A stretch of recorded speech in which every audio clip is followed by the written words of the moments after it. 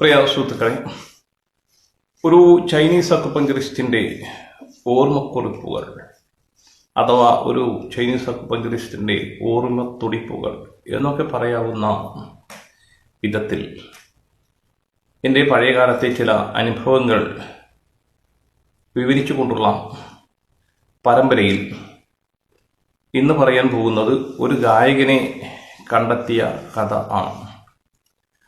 ഇത് കൃത്യമായിട്ട് എനിക്ക് കൊല്ലം പറയാൻ പറ്റുകയില്ല. ഏകദേശം ഒരു 95 കാലമാണ് എന്ന് ഞാൻ കരുതുന്നു. അപ്പോൾ ആ കാലം ഞാൻ മോഡേൺ ന്യൂറോഫിസിയോളജിയുടെ പഠനവും അത് ഉപയോഗിച്ചുകൊണ്ടുള്ള നട്ടെല്ല് ഞരമ്പ് സംബന്ധമായ കേസുകളുടെ ട്രീറ്റ്മെൻറ്റ് മേഖലയിലുള്ള പല അന്വേഷണങ്ങളും ഒക്കെയായി ശക്തമായി മുന്നോട്ട് പോയിക്കൊണ്ടിരിക്കുന്ന ഒരു കാലം ആണ്. അപ്പോൾ സാധാരണ ദിവസങ്ങളിൽ പേഷ്യൻ്റ് ഇല്ലാത്ത സമയങ്ങളൊക്കെയും പഠനം. ഞായറാഴ്ച ദിവസം ഏതായാലും ഞാൻ രാവിലെ വീട്ടിൽ നിന്ന് പുറപ്പെടുന്നു. ക്ലിനിക്ക് പുറത്ത് നിന്നും തുറന്ന് അകത്ത് കയറിയതിന് ശേഷം, ഇതൊരു വലിയ വീടാണ്, എൻ്റെ സ്ഥാപനം വലിയൊരു വീടായിരുന്നു. അപ്പോൾ അതുകൊണ്ട് പുറകുവശത്തെ വാതിൽ തുറന്ന് പുറകുവശത്തൂടെ മുമ്പിലേക്ക് വരുന്നു. മുമ്പിലത്തെ വാതിൽ വീണ്ടും താക്കോലിട്ട് പൂട്ടുന്നു. കാരണം ആളുകൾ പുറത്തുനിന്ന് നോക്കിയാൽ ഇത് സ്ഥാപനം പൂട്ടിക്കിടക്കുവാണ് എന്ന് തോന്നത്തക്ക വിധത്തിൽ പുറത്തുനിന്ന് പൂട്ടുന്നു. വീണ്ടും പുറകുവശത്തെ വാതിലൂടെ അകത്ത് കയറി പുറകുവശത്തെ വാതിലടച്ച് അതിനുള്ളിൽ നിന്ന് പഠനം. ഇതാണ് രീതി. അപ്പം അങ്ങനെ ഉച്ച സമയത്ത് ഭക്ഷണം കഴിക്കാനും വളരെ അത്യാവശ്യം ചായ കുടിക്കാനും ഒക്കെ പുറത്തിറങ്ങും. ബാക്കി രാവിലെ മുതൽ രാത്രി ഏറെ വൈകുവോളം പഠനം. ഇതാണ് രീതി. അപ്പം അങ്ങനെ ഒരു ഉച്ച സമയത്ത് ഞാൻ ഭക്ഷണം കഴിക്കാൻ വേണ്ടിയിട്ട് ഇതേപോലെ ഒരു ഞായറാഴ്ച അങ്ങനെ പുറത്തിറങ്ങി പോയി.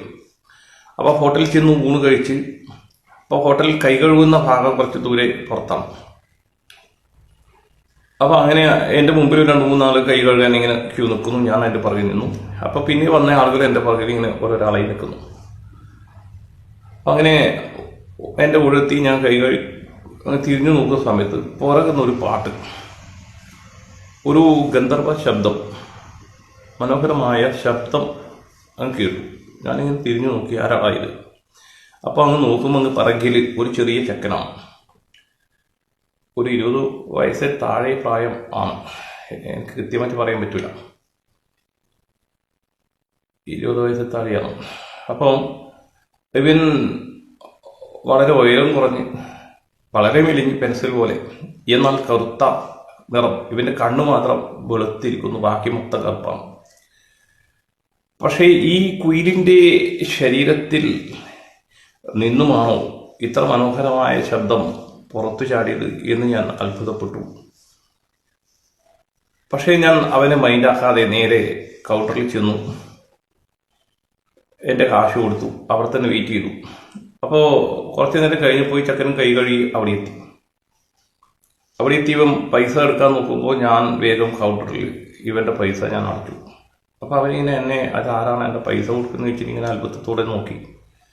അപ്പോൾ ഞാൻ അവൻ്റെ കടയിലേക്ക് കുറച്ച് റഫായി നോക്കി. നടക്കടാന്ന് പറഞ്ഞു. നടക്കടാന്ന് പറഞ്ഞപ്പോൾ അവനൊന്ന് ഞെട്ടി. കാരണം ഇത് വല്ല പോലീസ് ആണോ, രഹസ്യ പോലീസ് വന്നിട്ട് പിടിച്ചുകൊണ്ട് പോകുന്നതാണോ എന്തോ അറിയില്ല. അവൻ വല്ലാതെ പരിഭ്രമിച്ചു. പക്ഷേ അനുസരിച്ച് എൻ്റെ പുറകെ വന്നു. ഞാനൊന്നും പറയാതെ നടന്നു. ഇവൻ എൻ്റെ പുറകെ തന്നെ വരികയും ചെയ്തു. അങ്ങനെ നടന്നു. നമ്മൾ ക്ലിനിക്കിലെത്തി. ക്ലിനിക്ക് തുറന്നു. അപ്പോൾ ഇത് ലൊക്കേറ്റാണ് ഉള്ളത്. അപ്പോൾ ഫ്രണ്ട് ഭാഗം തുറന്നു. അപ്പോൾ തുറന്ന് ഇത് ഗ്രില്ലാണ്. അതിൻ്റെ പുറകിലായിട്ട് സോഫ ഉണ്ട്. പേഷ്യൻസ് എല്ലാം വന്നാൽ ഇരിക്കാനുള്ള സോഫയുണ്ട്. ഞാൻ അവിടെ ഇരുന്നു. ഇവനോട് ഈ കടാന്നത് അങ്ങനെ മതി. ഇവനിങ്ങനെ എന്നെ തുറിച്ച് ഇങ്ങനെ 4 ഭാവമൊക്കെ നോക്കുന്നുണ്ട്. അവൻ അന്തിച്ചവിടെ ഇരുന്നു. അടുത്തൊരു ഓർഡർ കൊടുത്തു, പാടാതാണ്. അപ്പോഴവൻ ചിരിച്ചു. അവന് മനസ്സിലായി ഇത് പാട്ട് പാടാൻ വേണ്ടിയിട്ട് വിളിച്ചു കൊണ്ടുവന്നതാണ് എന്ന് അവൻ ആദ്യമായിട്ട് അപ്പോൾ മനസ്സിലായി. അങ്ങനെ അവൻ പാടാൻ തുടങ്ങി. അപ്പോൾ അവിടെ വെച്ച് പാടിയ പാട്ട് തന്നെയാണ് ആദ്യം പാടിയത്. അത് കഴിഞ്ഞതിന് ശേഷം ചില ലളിത ഗാനങ്ങൾ പാടി, പിന്നെ ചലച്ചിത്ര ഗാനങ്ങൾ പാടി. അപ്പോൾ ഈ ചലച്ചിത്ര ഗാനങ്ങളൊക്കെ പാടുന്ന സമയത്ത് അതിലൊക്കെ കുറേ തെറ്റുകൾ, കുറേ നീട്ടൽ കുറുക്കലുകളൊക്കെയും ഉള്ളതായി എൻ്റെ ശ്രദ്ധയിൽപ്പെട്ടു. കാരണം നമ്മൾ ഈ പാട്ട് കേട്ടിട്ടുള്ള ശീലം ഉണ്ടല്ലോ. അപ്പോൾ ചില അപാകതകൾ കണ്ടപ്പോൾ ഇതവിടെ നീട്ടണം, ഇതിവിടെ കുറവല്ലേ, ഇതിങ്ങനെയല്ലേ എന്നൊക്കെ ഞാനിങ്ങനെ പറയാൻ തുടങ്ങി. അപ്പോൾ അവനത് തിരുത്തി പാടുകയും കുറച്ചുകൂടി മെച്ചപ്പെടുത്തി എടുക്കുകയൊക്കെ ചെയ്തു. ഏതായാലും അവന് ഈ സംഭവം ഇഷ്ടമായി. അപ്പോൾ ഞാൻ എൻ്റെ സമയം ആയിക്കഴിഞ്ഞപ്പോൾ ഞാൻ പറഞ്ഞു, ഇനി ശരി എന്നാൽ നീ പോയിക്കോ, എനിക്ക് വേറെ വർക്കുണ്ട്. അപ്പോൾ ഇവൻ പോകുന്നില്ല. ഇവൻ എന്നോട് പറഞ്ഞു, ഞാൻ ഒരു കാര്യം ചെയ്യാം, ഞാൻ നാളെ ഒന്ന് ഇങ്ങോട്ട് വന്നോട്ടെ. ഞാൻ പറഞ്ഞു, നാളെ എന്തിനു വരുന്നു? നാളെ എനിക്ക് പേഷ്യൻ്റ് ഉണ്ടാവും, അപ്പോൾ പാട്ടൊന്നും നടക്കൂല. അല്ല, എനിക്ക് വന്നിട്ട് ഇതേപോലെ പാടി എന്തെങ്കിലും തിരുത്തൊക്കെ കിട്ടിയാൽ നല്ലതായിരുന്നു. ഞാൻ പറഞ്ഞു, ശരി, അങ്ങനെയാണെങ്കിൽ ഉച്ചയ്ക്ക് 1 മണി മുതൽ 2 മണി വരെ ഭക്ഷണത്തിൻ്റെ ടൈമാണ്. അപ്പം ആ സമയത്ത് നീ ഇവിടെ വരിക.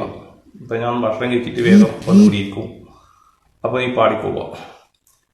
അങ്ങനെ ഇവൻ എല്ലാ ദിവസവും ആ സമയത്ത് കൃത്യം അവിടെ എത്താനും പാട്ട് പാടാനും തുടങ്ങി. ഇതൊരു വലിയ കച്ചേരി പോലെയായി മാറി. അപ്പം അങ്ങനെ അത് പാട്ടിങ്ങനെ കേട്ടു. പിന്നെ ഇവൻ എന്നെ പാട്ട് പഠിപ്പിക്കാനൊക്കെ കുറേ ശ്രമം നടത്തി. അപ്പോൾ കുറേ പാട്ടൊക്കെ എന്നെ കൊണ്ട് പാടിക്കാൻ നോക്കി. അപ്പോൾ എൻ്റെ പരുക്കൻ ശബ്ദവും ഈ പാട്ടും തമ്മിൽ ഒരു ചേർച്ചയും ചേരാത്ത സാഹചര്യവും ശ്വാസം ഒത്തുപോകാത്ത സാഹചര്യം ഒക്കെ ഉണ്ടായി. കാരണം ഞാൻ അങ്ങനെ പാടുന്ന ഒരു സ്വഭാവം ആ കാലത്തുണ്ടായിരുന്നില്ല. അത്യാവശ്യം ചൂളം വിളിക്കുകയോ, ചിത്രം വരയ്ക്കുന്നതിൻ്റെ ഇടയിൽ ചൂളം വിളിക്കുക, ഈ ചൂളം വിളിക്കുന്നത് ചിലപ്പോൾ ചെറിയ പ്രായത്തിലൊക്കെ ഒരു ഉടക്കയിലൊക്കെ വിടും. അതിലൂടെ ഈ ചൂളം വിളി ഓടിച്ചു നോക്കിയിട്ടൊക്കെയുണ്ട്. അപ്പോൾ ഇതൊക്കെയാണ് എൻ്റെ സംഗീതമായിട്ടുള്ള ബന്ധം. അങ്ങനെ പാട്ട് പാടിയിട്ടുള്ള ശീലമൊന്നും ഇല്ലായിരുന്നു. അപ്പോൾ ഇവനെ പഠിപ്പിക്കാനൊക്കെ നോക്കി. അപ്പോൾ അതൊക്കെ എഴുതി തന്നത് ഇപ്പോഴും എൻ്റെ കയ്യിൽ ഇരിക്കുന്നു. അപ്പോൾ ഇവനൊരു ഡയറിയിലൊക്കെ ഈ പാട്ടൊക്കെ എനിക്ക് എഴുതി തന്നിരുന്നു. അപ്പോൾ അതെല്ലാം ഇപ്പോഴും എൻ്റെ കയ്യിലുണ്ട്. അപ്പം അങ്ങനെ ഇതങ്ങനെ കുറച്ചങ്ങ് മുന്നോട്ട് പോയി. അങ്ങനെ ഇരിക്കുന്ന സമയത്ത് ഒരു ദിവസം പത്രത്തിൽ പാലക്കാട് സംഗീത കോളേജിൽ അപേക്ഷ ക്ഷണിച്ചു. അപ്പോൾ ഈ ഒരു വാർത്ത മനോരമയിൽ കണ്ടു. അപ്പോൾ ഞാൻ ഉടനെ അത് കട്ട് ചെയ്ത് എടുത്തു വെച്ചു. അപ്പോൾ ഇവൻ വന്ന സമയത്ത് ഞാൻ പറഞ്ഞു, നീ ഇത് എത്രയും പെട്ടെന്ന് ഇത് കൊണ്ടുപോയി പൂരിപ്പിച്ച് അപേക്ഷ അയക്കൂ, നമുക്ക് നോക്കാമല്ലോ. ഇതെനിക്ക് കിട്ടുമോ? അപ്പോൾ ഇവന് താല്പര്യമുണ്ട്. ഇവന് കിട്ടുമോ എന്നുള്ള കാര്യം നമുക്ക് പറയാൻ പറ്റൂല. അപേക്ഷിക്കുക എന്നുള്ളതാണ് നമ്മുടെ പണി. ഏതായാലും നീ അപേക്ഷിക്കൂ, കിട്ടലും കിട്ടാതിരിക്കലും പിന്നെയല്ലേ. അപ്പം അങ്ങനെ ഇവൻ ചെന്നു. ഇവനൊരു കപ്പ്യാരുടെ മകൻ ആണ്, ക്രിസ്ത്യാനിയാണ്, കപ്പ്യാരുടെ മകനാണ്. അപ്പം അവൻ ചെന്ന് ഇത് പൂരിപ്പിച്ചു കൊണ്ടുവന്ന് കോളേജിലേക്ക് അപേക്ഷയായിട്ട് അയച്ചു. അപ്പോൾ അയച്ചാലും കഴിഞ്ഞതിന് ശേഷം പിന്നെ ഇവൻ പോയി. ഒരു കുറച്ച് ദിവസത്തിന് ശേഷം വന്നിട്ട് എന്നോട് പറഞ്ഞു, ഞാൻ അന്വേഷിച്ച് നോക്കുമ്പം വളരെ ഇതാണ്, അവിടെ ഈ ഒരു ഇൻ്റർവ്യൂ ഉണ്ടാവും. അപ്പോൾ ആ ഇൻ്റർവ്യൂവിന് സംഗീതവുമായി ബന്ധപ്പെട്ട പല കാര്യങ്ങളാണ് ചോദിക്കുക. അപ്പോൾ അത് കടന്ന് കിട്ടിയാൽ മാത്രമേ അഡ്മിഷൻ കിട്ടൂ എന്ന് പറഞ്ഞു. അപ്പോൾ കുറച്ച് സംഗീതത്തിൻ്റെ ബേസിക് പഠിക്കണം. ആരാണ് പഠിപ്പിക്കുക? ഞാൻ ചോദിച്ചാൽ ആരെങ്കിലും അറിയുന്ന ആളുണ്ടോ? അപ്പോൾ അറിയുന്നവരൊന്നും ഇല്ല. അങ്ങനെ പോയി വീണ്ടും ഒരു 2 ദിവസം കഴിഞ്ഞ് അന്വേഷണം കഴിഞ്ഞ് വന്നിട്ട് എന്നോട് പറഞ്ഞു, പേർഷ്യനിയിൽ ഒരാളുണ്ട്, കാഞ്ഞങ്ങാട് രാമചന്ദ്രൻ്റെ ആരോ ആണ് എന്ന് പറയുന്നു. ഇപ്പം നമ്മളെ സ്വീകരിക്കുമോ എന്നൊന്നും അറിയില്ല. ഞാൻ പറഞ്ഞു, അതൊന്നും നോക്കണ്ട, നമുക്ക് വഴിയുണ്ട്. അപ്പോൾ ആ കാലത്ത് എനിക്കൊരു സൂക്കേടുണ്ടായിരുന്നു, ഈ ശുപാർശക്കത്ത് എഴുതി കൊടുക്കുന്ന ഒരു സ്വഭാവം. അപ്പോൾ പല ആളുകൾക്കും കോളേജുകളിൽ അഡ്മിഷന് വേണ്ടിയിട്ടും, ചില ആളുകൾക്ക് ജോലിക്ക് വേണ്ടിയും, ചില ആളുകൾക്ക് കച്ചവട സ്ഥാപനങ്ങളിൽ ചില ഇളവുകൾ കിട്ടാൻ വേണ്ടി. അപ്പോൾ ചില ജ്യോതിഷന്മാർക്ക് അവരുടെ മോശം ജാതകം, മക്കളുടെ മോശം ജാതകം മാറ്റി നല്ല ജാതകം ആക്കാൻ വേണ്ടി, അപ്പോൾ ഒക്കെ ഞാൻ ശുപാർശക്കത്ത് എഴുതി കൊടുത്തിരുന്നു. കാരണം നമ്മൾ സമൂഹത്തിൻ്റെ ഇടയിൽ ജീവിക്കുമ്പോൾ സമൂഹത്തിലുള്ള പല ആളുകളുടെയും പല സാധാരണക്കാരായ പല മനുഷ്യരുടെയും പല ബുദ്ധിമുട്ടുകളും നമുക്ക് കണ്ടുമുട്ടും. അപ്പം അത്തരം ഒരു സാഹചര്യത്തിൽ ഞാൻ കത്ത് എഴുതും, ശുപാർശ കത്ത്. അപ്പം ഈ എഴുതുന്ന ആളെ എനിക്കൊരു വരിയും ഉണ്ടാവുകയില്ല. പക്ഷേ എൻ്റെ ലെറ്റർ പാഡിൽ, വലിയ ലെറ്റർ പാഡിൽ സ്ഥാപനത്തിൻ്റെ പേരും അതിനടിയിൽ എൻ്റെ പേരും ബിരുദങ്ങളും ഒക്കെ വെച്ചുള്ള ഒരു ലെറ്റർ പോകുമ്പോൾ പലപ്പോഴും അത് ബഹുമാനിക്കപ്പെട്ടിരുന്നു. അങ്ങനെ ചില ആളുകൾക്ക് ജോലി കിട്ടി, വേറെ ചില ആളുടെ ജാതകം മാറ്റി, വേറെ ചില ആളുകളുടെ വിദ്യാഭ്യാസ അഡ്മിഷൻ കിട്ടും. അപ്പം ഇങ്ങനെയൊക്കെ ചെയ്തിരുന്നു. അപ്പം ഇത് ഞാൻ ഈ സൂത്രം മനസ്സിലാക്കിയത് ഉമ്മൻചാണ്ടിയെ പറ്റിയുള്ള ഒരു ലേഖനം വായിച്ചപ്പോഴാണ്. ഒരു സപ്ലിമെന്റിൽ എന്തോ വന്നപ്പോൾ അപ്പം അദ്ദേഹത്തിനൊരു സൂക്കട് ഉണ്ട്. അമേരിക്കൻ പ്രസിഡന്റിന് വേണമെങ്കിൽ ഇദ്ദേഹം ഒരു കത്ത് കൊടുക്കും ആർക്കെങ്കിലും, എന്താ ഇന്നയാൾക്കൊരു ജോലി കൊടുക്കണം എന്ന് പറഞ്ഞ അമേരിക്കൻ പ്രസിഡന്റിന് കത്ത് ഉമ്മൻചാണ്ടി എഴുതും എന്നൊക്കെയായിരുന്നു അതിനകത്തുണ്ടായിരുന്നത്. അപ്പോൾ ഉമ്മൻചാണ്ടീൻ്റെ ഈ സ്വഭാവം, അപ്പോൾ അദ്ദേഹത്തിൻ്റെ രാഷ്ട്രീയം എന്തായാലും ഈ ഒരു സ്വഭാവം നല്ലതായിട്ട് എനിക്ക് തോന്നുകയും അക്കാലത്ത് ഞാനത് പകർത്തി ഉപയോഗപ്പെടുത്തുകയും ചെയ്തു. അപ്പോൾ ഏതായാലും ഞാൻ ഇതിനു വേണ്ടിയിട്ട് ഇയാൾക്കൊരു കത്തയച്ചു, കത്ത് എഴുതി കൊടുത്തു. അപ്പോൾ ഈ എഴുത്തുമായി വരുന്ന ഇദ്ദേഹം എനിക്ക് വളരെ വേണ്ടപ്പെട്ട ഒരു വ്യക്തിയും ഒരു സരസ്വഭാവിയും ഒക്കെ ആയ ഒരു വ്യക്തിയാണ്. അപ്പോൾ ഇദ്ദേഹത്തിന് ഇങ്ങനെ പാലക്കാട് സംഗീത കോളേജിൽ ഒരു അഡ്മിഷൻ കിട്ടാൻ വേണ്ടിയുള്ള സാധ്യത ഉണ്ട്. അപ്പോൾ അവിടെ ഒരു ഇൻ്റർവ്യൂ ഉണ്ട്. അപ്പോൾ അതിന് ഉപയോഗപ്പെടുന്ന വിധത്തിൽ സംഗീതത്തിൻ്റെ കുറച്ച് കാര്യങ്ങൾ പറഞ്ഞു കൊടുക്കണം എന്നൊക്കെയാണ് ആ കത്തിലുണ്ടായിരുന്നത്. അപ്പോൾ ആ കത്ത് ഇവൻ്റെ കൈ കൊടുത്തിട്ട് അവിടെ കൊണ്ട് കൊടുക്കാൻ പറഞ്ഞു. അപ്പോൾ ഇവൻ ആ കത്തുമായി പോയി. അപ്പോൾ അദ്ദേഹം എന്തുകൊണ്ടോ, ഈ കത്ത് കൊണ്ടോ അല്ല എന്തുകൊണ്ടോ അറിയില്ല, അദ്ദേഹം ഇവനെ സ്വീകരിച്ചു. അപ്പോൾ ഇവന് വേണ്ടുന്ന പാഠങ്ങളൊക്കെയും പഠിപ്പിച്ചു കൊടുക്കാൻ തുടങ്ങി. അപ്പോൾ ഇവൻ വന്നിട്ട് ഇവൻ പഠിച്ച കാര്യങ്ങളൊക്കെ എന്നടുത്ത് പറയും. അപ്പം അങ്ങനെ ഈ ജണ്ടപരിശ എന്നൊരു പേര് ഞാൻ ആദ്യമായിട്ട് കേൾക്കുന്നത് ഇവൻ്റെ വായിന്നാണ്. അപ്പം അങ്ങനെ ജണ്ടപരിശയൊക്കെ അയാൾ പഠിപ്പിച്ചു കൊടുത്തു. അപ്പം അങ്ങനെ ഇൻ്റർവ്യൂവിന് ഇവൻ പോയി. അവിടെ എത്തിയപ്പോൾ അത്ഭുതം എന്ന് പറഞ്ഞാൽ അവർ ഇവനോട് പാടാനൊക്കെ പറഞ്ഞ് ഈ ജണ്ടപരിശകളൊക്കെ ആണത്രേ. അതിവൻ ഗംഭീരമായി പാടി, അവർക്ക് ഇഷ്ടപ്പെട്ടു, ഇവന് അഡ്മിഷൻ കിട്ടി. അപ്പോൾ അഡ്മിഷൻ കിട്ടിക്കഴിഞ്ഞു ഇവൻ എൻ്റെ അടുത്ത് വന്നു, ഞാനിതിങ്ങനെ എത്രാം തീയതിയാണ് ജോയിൻ ചെയ്യേണ്ടത്, വളരെ സന്തോഷം. അപ്പം അങ്ങനെ അവൻ ജോയിൻ ചെയ്യാൻ വേണ്ടിയും പോയി. അപ്പോൾ അവിടെ എത്തിക്കഴിഞ്ഞ് വലിയൊരു റാഗിങ്, ഫസ്റ്റ് റാഗിങ് ഒക്കെ ഉണ്ടായി. അപ്പോൾ ഈ റാഗിങ് എന്ന് പറയുന്നത് ഒന്നുമല്ല, സീനിയേഴ്സ് വന്നിട്ട് ഇവനെ കൊണ്ട് പാട്ട് പഠിച്ചു, അതാണ് റാഗിങ്. അപ്പോൾ ഇവൻ്റെ ഈ ഗന്ധർവ ശബ്ദത്തിൽ അവരെല്ലാം വീണുപോയി. അപ്പോൾ ഈ റാഗ് ചെയ്യാൻ വന്ന ടീമെല്ലാം പിന്നീട് ഇവൻ്റെ ഫാൻ ആയി മാറി. ഏതായാലും അടുത്ത വർഷം ഇവൻ സംഗീത കോളേജിൻ്റെ വിദ്യാർത്ഥി യൂണിയൻ ചെയർമാനായി മാറി. അതാണ് അത്ഭുതം. അപ്പോഴേക്ക് ഇവൻ്റെ ശബ്ദം കൊണ്ട് അവിടെ കീഴടക്കിയിരുന്നു എന്നാണ് എനിക്ക് മനസ്സിലാകുന്നത്. അപ്പോൾ അതെല്ലാം കഴിഞ്ഞ് പിന്നീട് ഇവൻ ഗാനഭൂഷണമാണെന്ന് തോന്നുന്നു, അതൊക്കെ പാസ്സായി വന്നു. അങ്ങനെ ഇവനെ ഞാൻ ചില സമയങ്ങളൊക്കെ വീട്ടിൽ കൂട്ടിക്കൊണ്ടുപോയി കേസറ്റ് അവയെ നമ്മുടെ ഈ ടേപ്പ് റിക്കാർഡറിൽ ഇവനെ കൊണ്ട് പാടിച്ച് പിടിക്കും.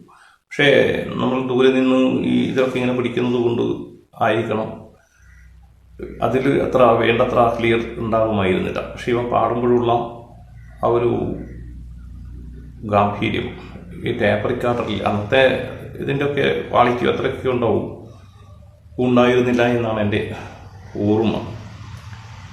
അപ്പോൾ പിന്നീട് ഇവൻ ഈ പഠനങ്ങളും കാര്യങ്ങളും ഒക്കെ ആയി തിരക്കിലായി. ഞാൻ പിന്നീട് കുറച്ച് കഴിഞ്ഞപ്പോൾ ഞാൻ കണ്ണൂരിൽ എത്തുന്നു. കണ്ണൂർ 2 ഹോസ്പിറ്റലുകളിൽ IP യൂണിറ്റ് ആരംഭിക്കുന്നു. അപ്പോൾ അതോടെ അതിനിടയിൽ എൻ്റെ റിസർച്ച് കംപ്ലീറ്റ് ചെയ്യുന്നു. ഞാൻ നട്ടെല്ല് ഞരമ്പ് സന്ധി രോഗത്തിൻ്റെ ഒരു ആളായി സമൂഹത്തിൽ അറിയപ്പെടാൻ വേണ്ടി തുടങ്ങി. അപ്പോൾ അതുവരെ ഉണ്ടായിരുന്ന എൻ്റെ പ്രാക്ടീസിൻ്റെ ഇമേജ് പോവുകയും പുതിയൊരു ഇമേജ് രൂപാന്തരപ്പെടുകയും ചെയ്തു. അപ്പം അക്യുപഞ്ചറിസ്റ്റ് എന്ന രീതിയിൽ എല്ലാ കേസുകളും കൈകാര്യം ചെയ്തിരുന്ന ഒരാൾ പിന്നീട് നട്ടെല്ല് ഞരമ്പ് സ്പെഷ്യലിസ്റ്റ് എന്ന രീതിയിൽ സമൂഹത്തിലേക്ക് മുദ്രകുത്തപ്പെടുന്നു. അപ്പോൾ ആ മേഖലയിലുള്ള പേഷ്യൻസുകൾ വരുന്നു. പിന്നെ അഡ്മിഷനും കാര്യങ്ങളും തിരക്ക് കൂടിയപ്പോൾ ബുക്കിംഗ് സിസ്റ്റമായി, പിന്നെ സമൂഹവുമായി അങ്ങനെ അകന്നു വന്നുപോയി. ആളുകളുമായി പഴയ പോലെ മിങ്കിൾ ചെയ്യാൻ പറ്റാത്ത സാഹചര്യങ്ങളൊക്കെ രൂപാന്തരപ്പെട്ടു വന്നു. പിന്നെ ഞാൻ ഇവനെ ഒരിക്കൽ ടൗണിൽ വെച്ച് കണ്ടുമുട്ടുകയുണ്ടായി. അപ്പോൾ മനസ്സിലാക്കിയത് ആർമി സ്കൂളിൽ മാർഷ് ആണ്, സംഗീത മാർഷ് ആയി ജോലി ചെയ്യുന്നു എന്നാണ് അന്ന് അവൻ പറഞ്ഞത്. പിന്നെ അവനെ കണ്ടതായി ഓർക്കുന്നില്ല. അപ്പം ഏതായാലും ഒരു കുപ്പയിലെ മാണിക്യത്തെ കണ്ടെത്തി കൈപിടിച്ച് ഉയർത്താനായി എന്നത് വളരെ സന്തോഷകരമാണ്. Thank you.